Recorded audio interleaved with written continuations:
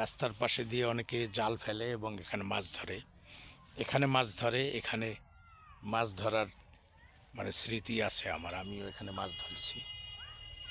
এই যে প্রকৃতির যে লীলা বৈচিত্র্য, প্রকৃতি এখন হচ্ছে শীত, এখন প্রকৃতি শুকিয়ে গেছে সব দিকে, এখন হচ্ছে যেদিকে চোখ যায় সেদিকে হচ্ছে মাঠ আর মাঠ।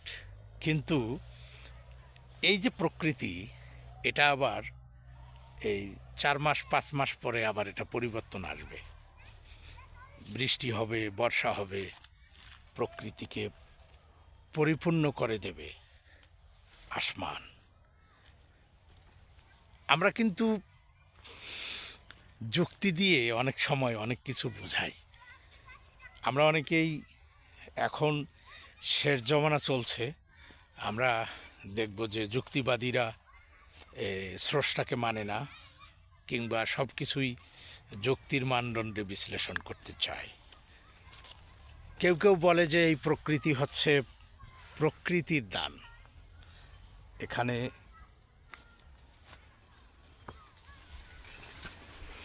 আমি রাস্তায় উঠে গেলাম, বলবে যে এখানে স্রষ্টার বিষয় নেই।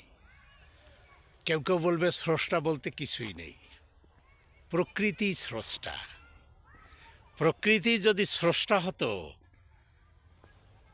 তাহলে প্রকৃতির ঠেকা পড়ে নাই যে প্রকৃতি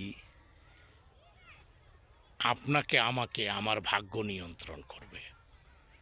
প্রকৃতি স্রষ্টার নিরবচ্ছিন্ন আদেশ মেনে চলে। প্রকৃতি ল অফ নেচার, প্রকৃতির একটা নিজস্ব শৃঙ্খলা আছে।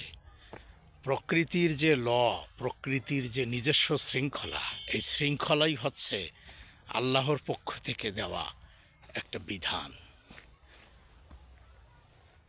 এটা আমাদেরকে বুঝতে হবে এবং বিশ্বাস করতে হবে। সব কিছু যুক্তি দিয়ে চলে না, এবং যুক্তির মানদণ্ডে সব কিছু বিচার বিশ্লেষণযোগ্য নয়। বন্ধুরা, ভালো থাকবেন, সুস্থ থাকবেন। পরে আবার কোনো বিষয় নিয়ে কথা বলবো। আসসালামু আলাইকুম ওয়া রাহমাতুল্লাহি ওয়া বারাকাতুহু।